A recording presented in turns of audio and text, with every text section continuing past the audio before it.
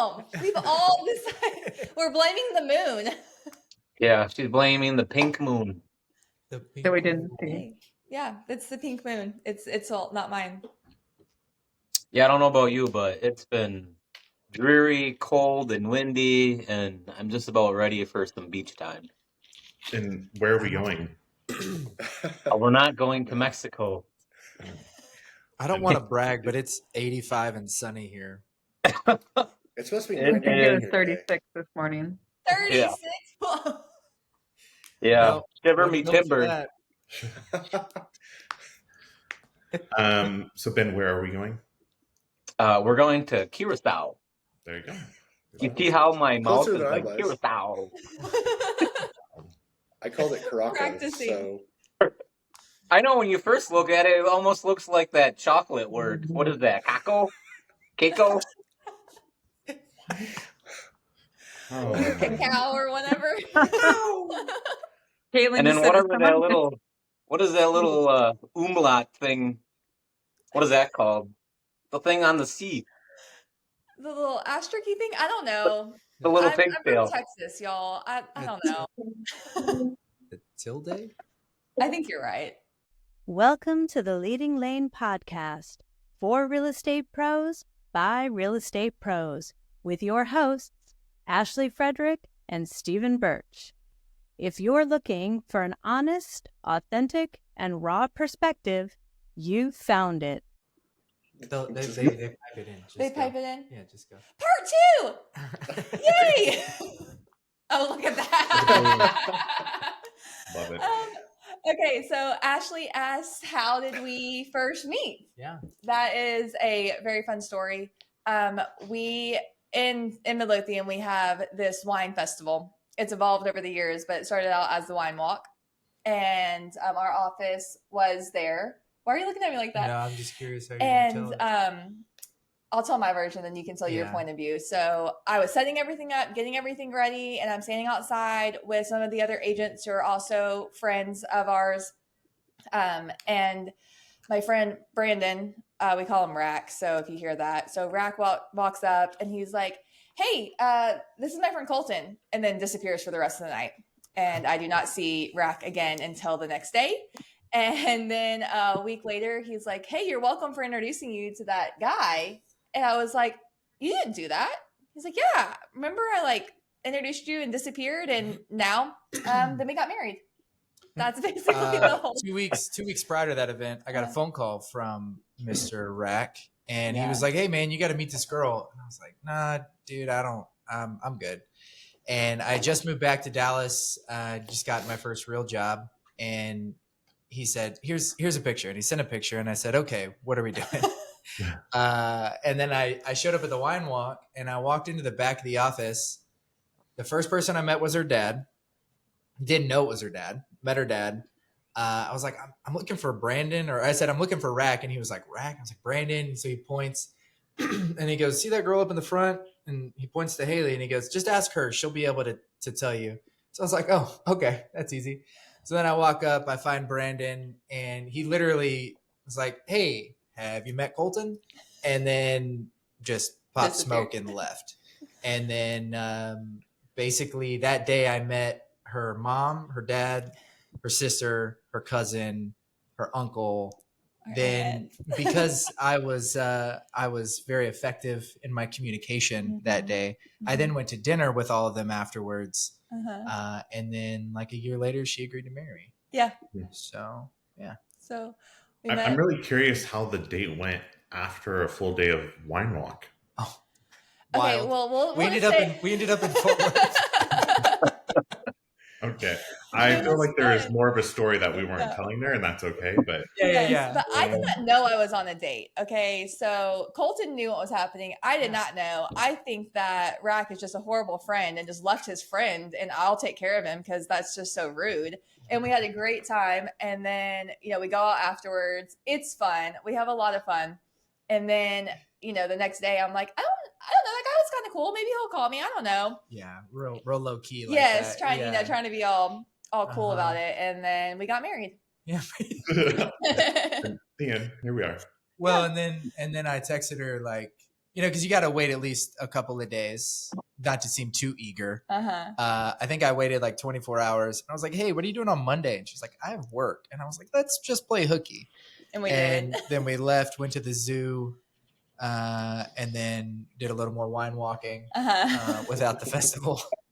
And yeah, it was pretty much, was it. That's how that one happened. Yep. That's awesome. I love that. So, do we go to Ben or Ashley to tell the story? I don't You know. want the short version or the long version? We know can we make only it like really short short. versions here, so Ben, let's hear it. Yeah. An abbreviated Well- version, though. What's that? An abbreviated version, though. bullet points. Bullet points. Okay, bullet points. Let's see here. Well, okay. So Fridays I had off when I worked at my other construction job. So then I would go into Starbucks, and that's where my sister-in-law worked, and that's where Ashley's mom worked. So then every Friday I would go in there with the motorcycle, drive in, get a cup of coffee, talk, whatever. And then I've been doing that for a couple of months, the summer months or whatever. And excuse me.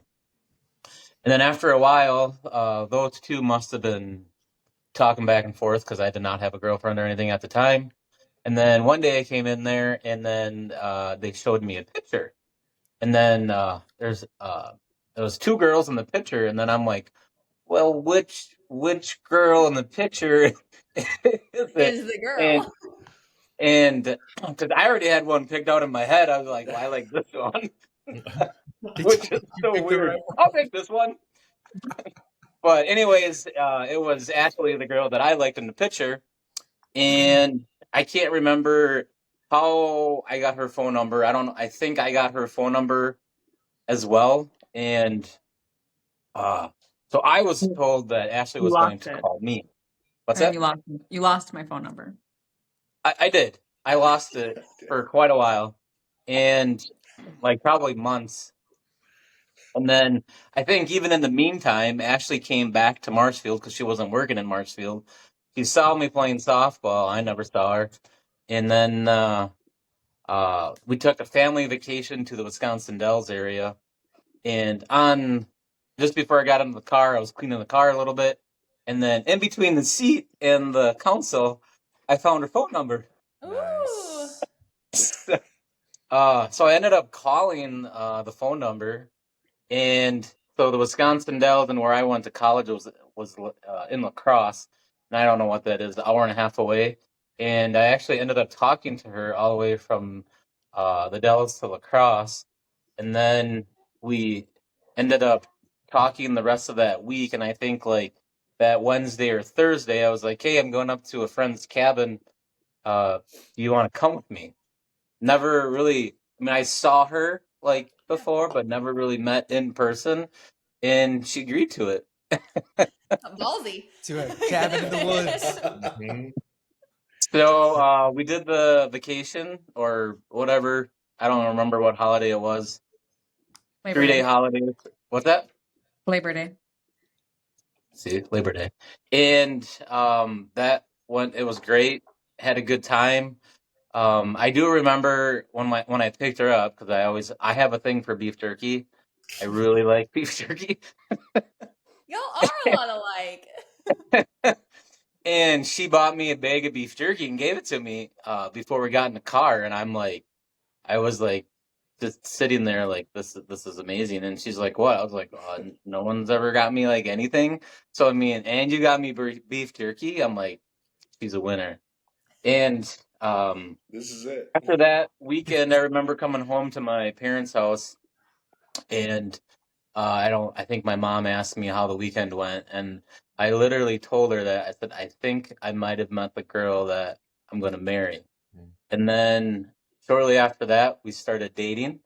So we dated for a year, and then we were engaged for a year, and then we got married. So That's awesome. How long have y'all been married? since 2008. It'll Is that be correct, about that. Ashley? 17 years. Yeah, it'll be 17 Yes. years. Wow. I'm horrible at Together math, for so 19 whatever years. that equates to. Yeah. You knew the year. That's all that counts. 1, 2. Yeah, Ashley, did you get 19 years everything right? of that. Uh-huh. Mm-hmm. But I feel like you're kind of missing a big like part of that story though too. What's the big part? I was told to do bullet points. That was not bullet points, but okay. Legit. I feel you broke your back shortly after you guys started. Oh yeah, I mean, I didn't know how detailed. Like, if I would have told you the story like the way I normally would tell it. But We'd yes, be I here did break my forever. back. I broke my back a month before we met, and then Month so that after we was met, Sunshine. yeah. Isn't that what I said? After. You said before. You said before. Oh, whatever. Fine, And kind of a big difference. I'm like, so I mean, somebody loves you when they wipe your butt for you. mhm. I mean, Yeah, a month wait. in. That's a Got A real month stuffy solid- real fast. solid Okay. metric. And you had it broke the other way, you would have been paralyzed. Oh wow. Yeah, I mean, we don't have to get all like Megan, morbid or anything right now. Well, no, but I mean, it's a huge thing. You've only been dating someone for 30 days, and then you have to help them Take care of with this person, yeah. every activity of daily living. It speeds up the relationship real fast. Mhm. Yeah. That's awesome. Wow. Yeah. But it All all right, was Ryan, how did all y'all one meet? night. Oh, sorry. Go ahead. You're good. Ryan, tell us all about it. Yeah, we met on Facebook. Mhm. I took a shot and sent him a Facebook message. This would have been in 2007, August 17th to be exact, I think was the date. And we were both young then. I don't know when we technically started dating out of that, but I think we were living together like a year later, maybe not even quite a year later. So yeah, Facebook. And something happened. I mean, like, there's some peanut butter. There's like a box of pictures. I feel like there are some things that are Peanut missing. butter? Ryan's allergic to peanut. I'm allergic to peanut butter, and our Oh. first date we went to Sonic, and he ordered a peanut butter blast shake. Oh my gosh, that's what Ashley would And I order. didn't say anything because I didn't want to make it a thing. But I mean, I might die, but you go ahead and you have that. Yeah. Did you have to put on the etiquette? So far, you seem worth Hey, it. I like you, but don't get too close. Like that's just a something that you skip over and you don't tell anybody, right? Then like later he was like, "Yeah, I'm allergic," and I was like, "Oh my, yeah, that could have been bad." Like Could have been real bad. that would have been great. No, I think it's so funny though because he messaged me on Facebook, and we're small town America, right? He went to Chapman, only 15-20 minutes away, even smaller than Junction. And Wow. apparently, right? I mean, apparently he already knew who I was, right? My dad goes to the dealership that he worked at, and his dad works at that dealership too. So he knew me in passing and whatnot. Sent me a message on Facebook, and like I may have been a little cocky back then. Not forward at all. Yeah. So I was like, "What's your deal? Are you straight, bi, gay? What's your story? Why are you messaging me? I don't know who you are." And he was like, "Straight-ish" in parentheses. And I was like, "Ooh, that's a challenge.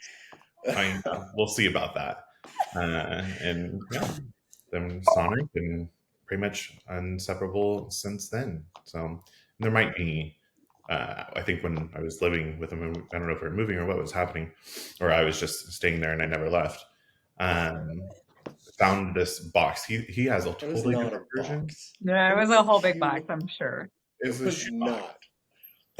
And I open it up, and there's a newspaper article with me. And when I cheered at K-State, and it was like my announcement that I was going to K-State and got on the cheer squad and everything. So now I make fun of him that he had a shrine and all of this stuff before we even met. And I like to manifestation. keep things, so I do have a box of keepsakes, but he makes it seem like I have a whole box of him, and then literally one newspaper clipping. So he hadn't made any dolls with like your face on them or anything. No. Now there That's might be been some since then. Yeah. I was gonna say there might be a voodoo doll, but Oh my goodness, I love it. And then when did y'all get married? We got married. We got engaged in 2017 and married in 2018. Us too. So, yeah, we were together Young for couple. 10 years. Yep. Before. It's been a long while for sure. So, and you have to realize all. I actually surprised him with the engagement, which is Impressive. yeah. I ugly cried. Can't. It took me a while to. it's a good video to watch. Yeah. He We'll have like had a drink in his hand, and we had just got our condo in Kansas City, and so I like take the drink out of his hand, and he's like, "Where are you going with my drink?" Wait, don't take was that. like not processing everyone recording around us, and That's awesome. Yeah, it was a good time. So, yeah, and then I mean, it is crazy just the things, the hurdles, and the emotional roller coasters and everything. I mean, it is a ride for sure, and just the complexity of each other's families and health and everything else that you have to go through. So, kudos to all of us that we've made it this far. And all of the challenges that we've already faced, and of course there's going to be more challenges in the future. But really couldn't imagine doing without a partner, and it's pretty freaking tough out there. So Yeah, I am very codependent, and I am not ashamed of it. I am Yeah. very codependent. But you make a great team, right? And I think that's the beauty of it, is that once you get through, at least for us, like we had to get through a lot of challenges of how do we work together, how do we live together, how do we just kind of like the same conversation that you had with Keith on the podcast there. How do you do all of that and still not choke each other out and get a domestic and go to jail, right? We have been able to avoid that. we exercise social distancing. Thank goodness for COVID to making it a norm to be able to stay away from me, right? Yeah. So, Ashley, you had some questions. Didn't you already prepared or no? Sure, I can find some. Find some. Yep, I can find some. Let's see. What do you think your biggest win has been as a couple in business? Ooh. A couple. Who's answering this? Say that again. Who's answering this? Haley's going to take it. Okay. I will say there's two parts for me. First one is him challenging me to bring a big fat check to get him to quit his job and me doing it, which forced him to join in real estate. And then the second is after we went through all the changes and a baby and all of that, and then starting up property management and really defining our two roles. And that's probably the second one. And surviving COVID with my husband and a newborn. I think that was pretty impressive. Yeah. Yeah. It all feels like such a blur. Mm-hmm. And as dumb as it sounds, like it's not like every day is a massive win, but I feel like, and it's not like we're not playing with that thin of a margin there, but I don't know. I think probably the COVID and baby thing was wild because maybe globally it's just their ability to adapt to this stupid wildness of life in the market and the changes in our businesses and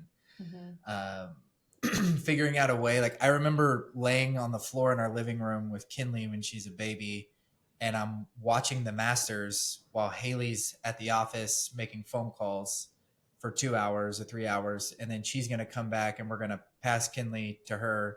And then I'm going to go do showings. And so it was just like overnight, everything changes and we adapted and figured out a path through. And I think that probably laid the foundation for the shifting and everything that's happening just daily. Yeah, I agree with that. Brian, you go. I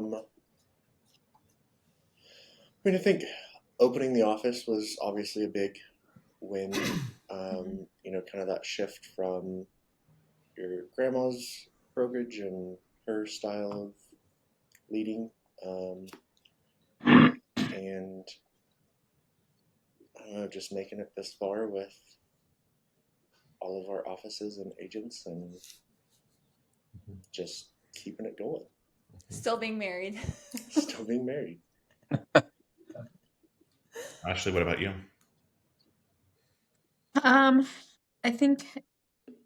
I think obviously still being together, there are a lot of ups and downs. I think that people don't understand, like, when you're creating businesses and the struggles that have to happen behind the scenes, and when you're starting out, the financial mistakes that you make because nobody told you otherwise, and having to work that much harder to get out of a hole that you were dug into. So I think for us, probably our biggest win, I think, is some of our financial freedom, which came from 80-hour work weeks, working every single weekend, working on flip houses, working on spec houses. I actually had a couple in my office last night, and I give them props. They're very young. And they're buying, like a $250,000 house, and they were talking about how their friends make comments to them about all they do is work. And, they're like, but we want to buy like a nice house and we have nice vehicles. And I mean, I literally said to them, like, I give you props. Like, that is not easy with your age to work 2 jobs, to give up time with your friends. And I was like, I promise you, if you keep at it, like, it'll pay off when you're, 10 years down the road from now, which they really appreciated. So I think going through all of those ups and downs without having any direction, I mean, and then obviously having Frederick Construction be open for, 13 years now. That was kind of he was supposed to get a really big job. He was supposed to do, I think, a full house remodel, and I wanted to quit my job. So we were basically waiting for him to get this full house remodel, and then I was going to quit running an assisted living facility. And that turned into, I got let go the next day and round up in real estate real fast. So I think having that construction business, like, just already started, and then me in real estate, and then, here we are 13 years later with both real estate and construction still booming, I think is a win. Yeah. Ben, what do you have? I think Ashley hit it right on the head. My answer to that was probably the flip houses. I think the first flip house that we did was actually probably because we got our taxes done, and it was way more than what we ever even anticipated at that time. And so the proceeds from that first flip house that we did actually went to go pay our taxes. So I think after we did that flip house, it just led to other things, and it's not so much, I guess, like risk taking, but obviously there is some risk in that, and I think that's what brought us together financially and business wise, and basically what got everything moving forward after that. Love it. I wrote down, really, I think a huge win, even though it was detrimental at the time. We had a property manager that quit on us while we were in the Dominican on my birthday. And we both looked at it, and we found out via Facebook, right? Oh, and fun. so I think it's just, there's so many different things that we have overcome, but that's one that I distinctly remember, like, all right, how are we going to handle this? Our team was handling it extremely well, back in the States, and trying not to bother us, whatever. But we both knew that we had to kind of pull up our boots and get into the shit a little bit. And it was just figuring out who's going to do what. And I think that we just had that great dynamic of being able to, we work towards our own strengths, but together at the same time, even though that we may not always see eye to eye on those things, we know when shit like that hits the fan, we get down and dirty and make sure that it gets done. Yeah. I think another big win is just both of us pouring into our agents and our team. And really, I think that that's where, in my opinion, in leadership and in business, that, you build your people first, and then the business and the money will come. And I think that we have sacrificed so much to make that work to, there's times and still times that we have to put our own, commission checks into the business to float everything. But we don't want to jeopardize our agents and our team. We want to make sure that they're taken care of. So we do sacrifice a ton on that side, but we also know that's a long-term investment that we will get that return later on. So I think it's understanding that there are hard times and that there are going to be financial struggles, and but at the end of the day, we're here and we can help balance one another, and be able to see the light at the end of the tunnel is pretty awesome.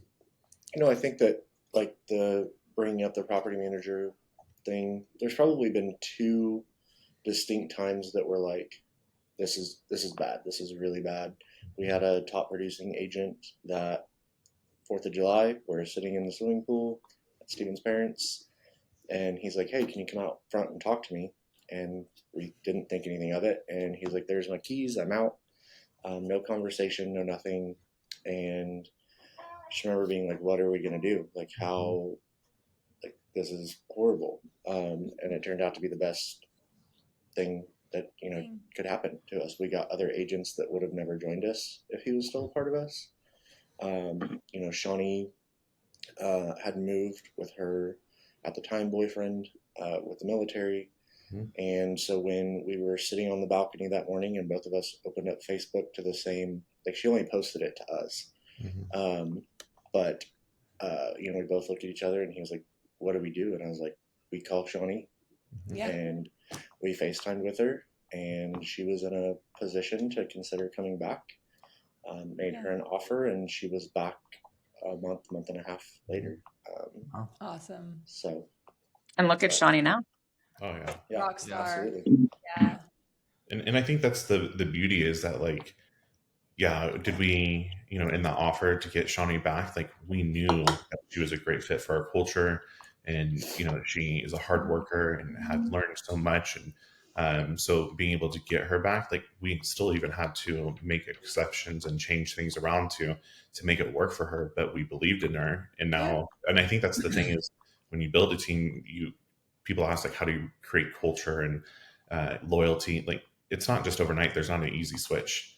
It's making sure that you believe in them and you build them up and empower them, and it's tenfold return over. And Shawnee is freaking amazing. All of our team is amazing now, and hopefully those people that did us dirty, thank God you left. Like, toodaloo, motherfucker. Like, didn't see it at the I time. think sometimes you're blind to seeing, with the agent, like, we never saw that side of things until that happened, and then the production that was put on afterwards was like, wow.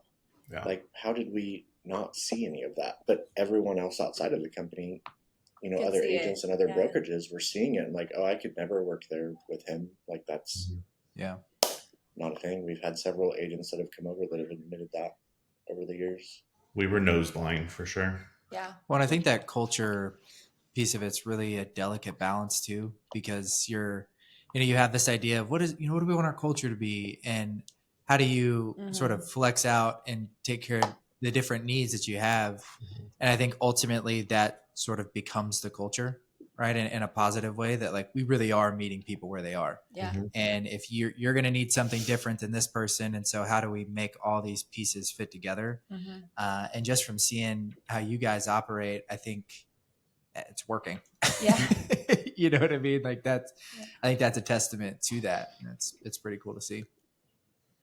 I think that over time too, like, it just shows that, like, maybe 10 years ago, like, you would have reacted in a different way. Right. And I think that's the thing is, like, as these things continue to happen, like, I think it's just interesting to, like, reflect on yourself and each other. Like, things happen and you used to get upset about them, and now you're just kind of like, happened for a reason, blessing in disguise. I think that shows just, like, the growth of all of us to just be like, nope, moving on, not letting it drag me down, and there's a better solution. And like 9 times out of 10, something better comes out of it anyway. Agreed. Yeah. And Colton, you said something that I wrote down here. It's kind of all a blur. And kind of echoing off of Ashley, do you guys, sit and reflect and truly, like, ground yourself of, like, holy shit, we just made it through that? Or I mean, like bringing it to reality. Like I think for me, it's always go mode. And for the longest, like when people ask me, like, tell me, something good or, your win, it was so hard for me to pull those wins out because I didn't necessarily either see them as a win right then and there, or I was just in go mode that I didn't even reflect and recognize what that win or what that situation really was. So how do you guys celebrate those wins and successes? Well, Colton is the good one at that. Like, he keeps me grounded. He's the one that goes, can you just hold on a second and re-say that and look at the fact that you did that we did that? Can you just stop? And I'm like, okay, yeah, that was pretty cool. I guess that was actually a victory, even though I'm stressing out. That is a victory. So he does that a lot.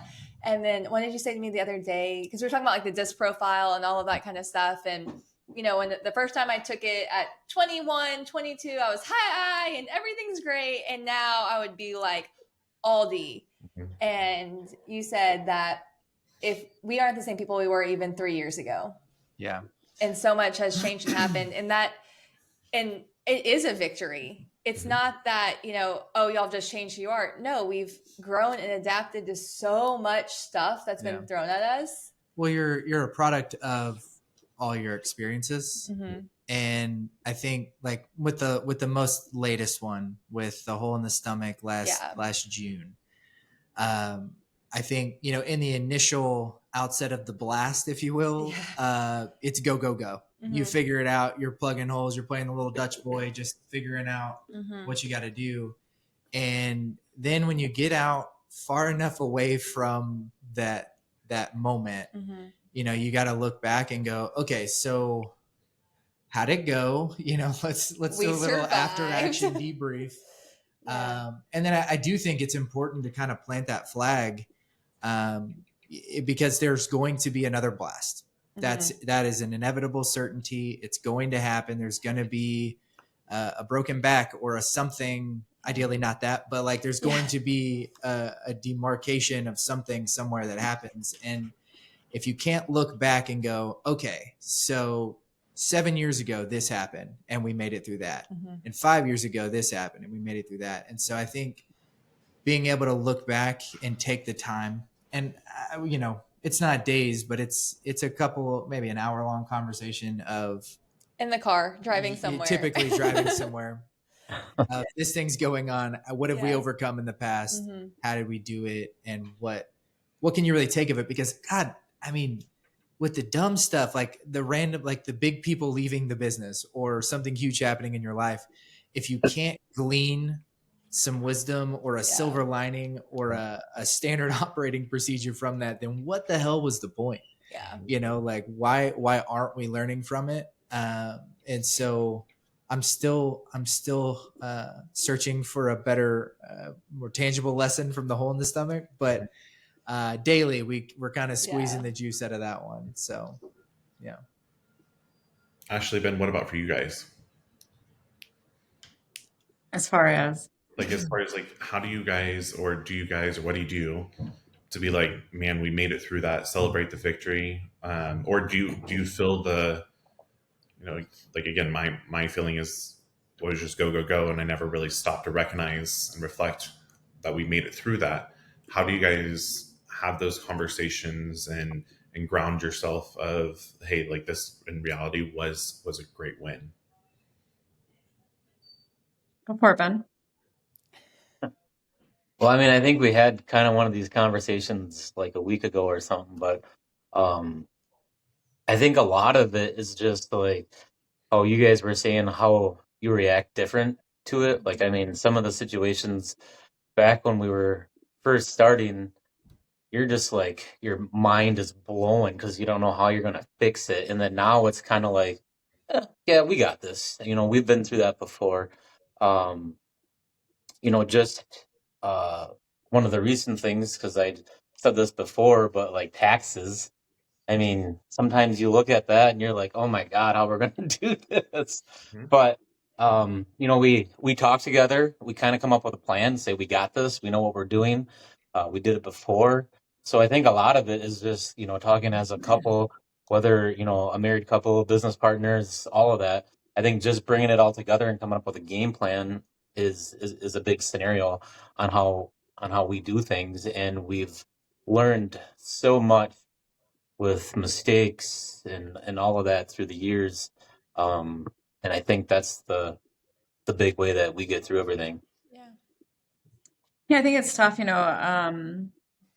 I think probably more so like Stephen, like I just continue to go. And I think it normally has to be like something that pulls you back, something that you weren't expecting or whatnot, to maybe really sit down and be like, okay, we have done a lot. So I think for me, I still struggle with that. I just like to keep on going, and I just like to keep on pushing the pedal to the metal. But I think that when you actually, I think it's maybe when we're on vacations is probably a time that we can try to reflect with what's happened in the last year or the last quarter or whatnot. Otherwise, I think it's sometimes just like someone else that you don't see all the time that says something to you. And I think then that's sometimes a reality check, especially like when you've lived in a small town and people knew who you were when you were a full on I. And now they see you and they're like, who the hell are you? With a full on D in their face. Right. So I think that that's been interesting. And then I think when people just send you like private messages about how you're inspirational or how you motivate them, I think like to me, like when I have a chance to be like, all right, like we are doing the right thing. We do make a difference. We have done a lot, but I would say for what we've gone through, I mean, it's nothing that's been tragic, which we've been extremely, lucky for, but just some really shitty circumstances and situations, and that we've pulled through, and that we're at where we're at today. And I will come back to the people that we surround ourselves with. So all of you on this call and others, we wouldn't have been able to continue to grow or push past or have someone that calls you out and says, it's not that big of a deal, Ashley, we're going to get through it. Or same thing, like someone might just call and they just need to let the heat off and then they're fine. And I think having those friends that can pull you back to reality and sometimes tell you what you don't want to hear just so that you keep on moving towards the bigger goal. Yeah, I think a lot of it too is what Ashley said is sometimes, we're kind of used to doing certain things and then we just don't like celebrate something. Like just this last fall, we bought a new house for a rental and then we're working on it. And before, I mean, I'd always have an excuse to have a good drink or something. But then we were just talking at dinner and we were like, oh yeah, we bought a house today. You know what I mean? So then like before that was like a huge deal and it still is a huge deal.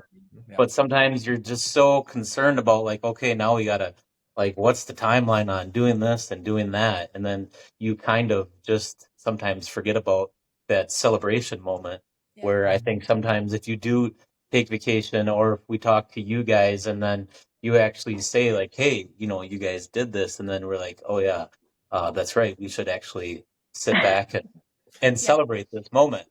Yeah. So sometimes I don't think that happens enough. Mm-hmm. And I have to agree with Ashley. I mean, those are the bullet points that I had. I mean, legit, like almost verbatim. I think that where I've recognized more that we're doing it is legit when we're on vacation in a pool or, at a conference this last time when we were in New Orleans, we all went to brunch and you said we made our next 90 days. What are we going to accomplish in the next 90? Where are we at from the previous 90? And I just put it in a chat and, green check mark if it's done to be able to see that, hey, we're knocking these goals out or do we need to pull those over and having those grounding conversations versus being in the daily grind. I think really, we get nose blind to a lot of these different things that we do. But I also think that it's having those open conversations that you're not afraid to have, but even though that you don't want to piss the other person off, I'm going to use Ryan in a recent one. We'll see where this is going to go on that, but he told me that he doesn't like to coach and train. And I'm like, I'm sorry, what? He's like, I don't like coaching. That's what you do. I'm like, no. And so then he legit was talking about how he met with an agent and helped her through and, went through these different things. And I said, what is that called right there? What you just said, what do you define that as? And he was like, well, I just helped her. Yeah. Mm-hmm. you coached her. You coached her, and I think it's being able to say, all right, like, wake up, you're defining it differently. You're great at this, but we have these words that we don't want to associate with.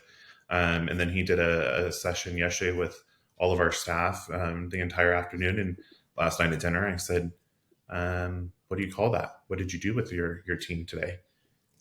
Coaching. Yeah. Maybe we can come up with a fun word for you, Ryan. We'll make up a new word so you don't. Like, I guess I just view it differently. Like, as a leader, as the broker, like, that's part of leading, and I understand that leading and coaching are very similar, same thing. But I guess I just view it different lanes. But I know that part of it I have the ability to do. Yeah. So I think it's just having those conversations of, hey, like, maybe you're not seeing it the same way that I'm seeing it, and let's define it, and let's make sure that our verbiage is the same on these different terms and whatnot, and that we're having the same definition across the board.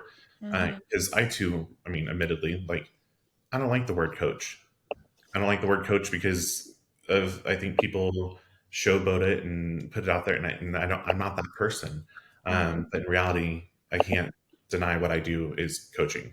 Yeah. Right. Yeah. So I think it's like having to make that exception and realization of where you are, but other people pushing you and making sure that they're not just letting you be complacent on there. So we have time for one more question. Yeah. Does anybody have anything that they're Well, dying to? my kind of one question is, so you live, work, life with this person, and maybe there's like an argument about the laundry, or there's an argument about the dishes, and then you arrive at the office. Colton opens the office door for me, and now we're in business mode, and that laundry is still on the couch, and we can't deal with it. So how do y'all do that transition from literally your front door of your house to the front door of your office? Does anyone's spouse load the dishwasher wrong, or is that just me? Okay, hold on. I have to reload I got a the quick round. dishwasher We can do a quick sometimes. round fire question for that, but yes. Yeah. It's a tough one. Yeah. The forks go in with the mouth part. Okay, that wasn't my question. My question Once was, they're how washed, do you you turn it pull them out off? with All the of you just handle. turned it on. It's Okay. it's an easy transition. It makes sense. There's a right way and a wrong way to do I'm things. just happy you're doing the dishes. Like, it's a win. I'll tell you there's one of the things we took from I think Steven said it first was the chin check. And you said the term chin check, and then you said that you run your house like y'all operate it like you do your business, in that, like, there's responsibilities, and when y'all said that time about I forget exactly how you worded it, but it was like this: we run it like a business. Yeah. I went, oh my God, that would change so much if we should do that. And so we've adopted some of that terminology and operating procedures within the household. And mostly the argument from the home to the office, grace, and just trying to compartmentalize your frustration and move on.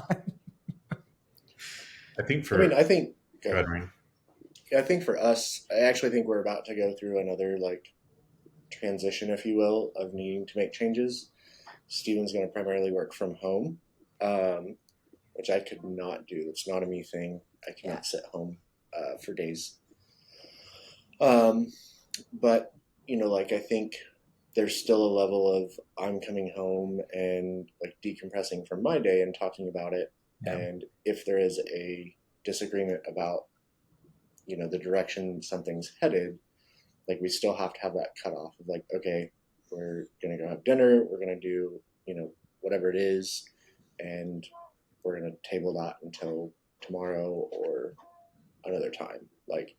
Not letting the emotions of the day carry over into, that argument, if that's how it turns out, but conversation. It's hard. Yeah. I mean, with that, let's be clear. I don't do the laundry, and Ryan does not let me do the laundry.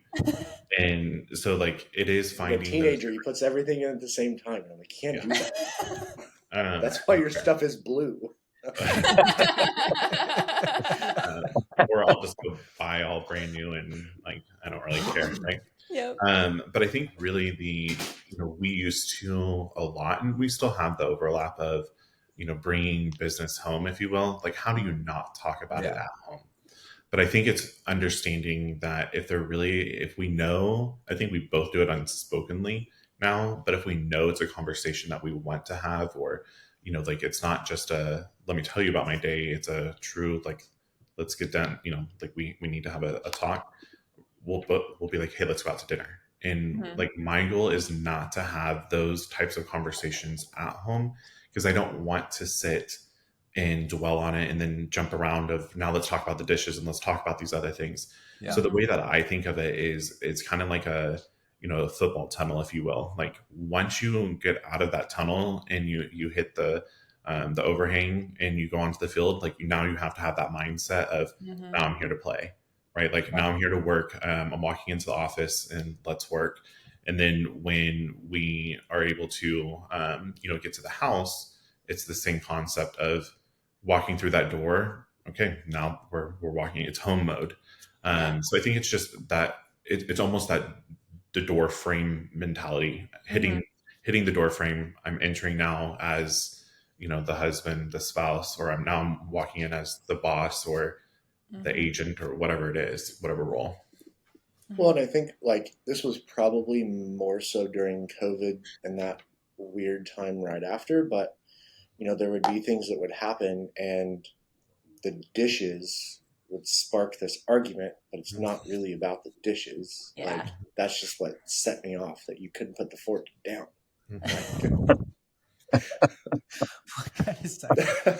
I think we're all looking for a dish lady to come start taking over. Seriously. But what about y'all, Ashley? Ashley, Ben, do you guys have anything to add to that before we wrap up? I think it's a little different because we don't actually work together all day long unless we're working on one of our own projects. But I think, we have like a recap when we get home. I think that ours probably drag on a little bit longer than what they need to. And that's just the way it is. But I think sometimes we'll literally just be like, I don't want to talk about work for the next like hour. Like, I'm tapped out. And I think Ben will normally know because he'll ask me questions and then they turn into like very short sentences. And then I think it's kind of a gist to him that we're done with these conversations. And I think it's just, we all just need some downtime, like literally, like your brain just has to rest for a little bit. And so it's easy to come home and continue to have those, but it's really not healthy for just like a quiet time. Like, we all need some development, rest, right? Restorative time. So I think it's just recognizing, and if you're done with it, just saying like, we need to table this for today. But I think for the most part, it's those, if we can have something outside of the office, or we have like on Sunday nights, we try to just recap what we're going to do that week, what plans we have. I finally got Ben to use Asana, and it's worked well for him. He doesn't forget as many things. So, trying to find ways to improve each other along the way as well. Yeah, I think I made some pretty good hoops in the last. I couldn't find him like 2 nights ago, and here he was giving the cat a bath, which he has like never done. And I was like, "What are you doing?" And he's like, "I'm a changed man." He's been talking about giving the board, so I did it. He's been talking about giving the cat a bath for like 2 weeks, and then she was in one of those modes where Ben is quiet time for Ben, so I kind of just was like, "I'll give the cat a bath." But I've been pretty good where I was like, "Is this quiet time now? Like, you don't want me to talk, or do you want me to go downstairs? Do you want me to go outside?" So sometimes he doesn't even answer me, so I already just know the answer. So I kind of just walk away, and I don't even know sometimes if she thinks like she knows that I walked away. But I think it's just to that thing where you kind of know their personality already. So I'm like, yeah, I'm just not even going to bother you. And then I'm going to go do my stuff for a little bit. And then you come back and I'm fine. And then I'm good. Yep. Everything's okay. So, Oh my goodness, I love and the it. dishes are done. Yeah, the dishes are done. Great. Well, Oh I my goodness. really enjoyed talking with everybody. Yeah. I have a feeling we probably might do this a little bit more often. Mhm. And even if it's not on the podcast, it's great to just have conversations with like-minded people Yeah. that are all cheering each other on and all here, with the best intentions and best heart. So thank you, Colton and Haleigh, and thank you, Ben Thank and you. Ryan, for Yeah. joining us for this special episodes. And thank you to the listeners. As always, if you guys have any questions or if you'd like to be a guest on our podcast, please reach out to us. We greatly appreciate you listening in, and make sure you tune into the next one. Thanks, guys. Thank you. Yeah. If you've enjoyed today's episode, please like, subscribe, and share with others. Stay connected for more genuine insights and strategies to boost your real estate career on Facebook or check out our website. We'll see you next time.